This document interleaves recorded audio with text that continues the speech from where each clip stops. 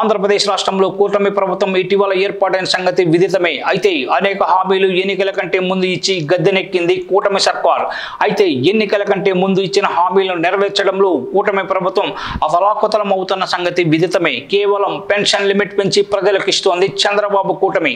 మిగతా ఏ పథకాలు కూడా అమలు చేయడం లేదు. త్వరలోనే అమలు చేస్తామని వాటిని దాటవేస్తూ వస్తోంది. అయితే ఈ పరిస్థితుల్లో ఏపీలో కొత్త అంశం తెరపైకి వచ్చింది. తెలంగాణ రాష్ట్రం తరహాలోనే ఆంధ్రప్రదేశ్లో కూడా జిల్లాలను పెంచబోతున్నారనే చర్చ జరుగుతోంది. ప్రస్తుతం 26 జిల్లాలను 30 జిల్లాలుగా పెంచేందుకు చంద్రబాబు సర్కార్ నిర్ణయం తీసుకున్నట్లు సోషల్ మీడియాలో వార్తలు వైరల్ అవుతున్నాయి.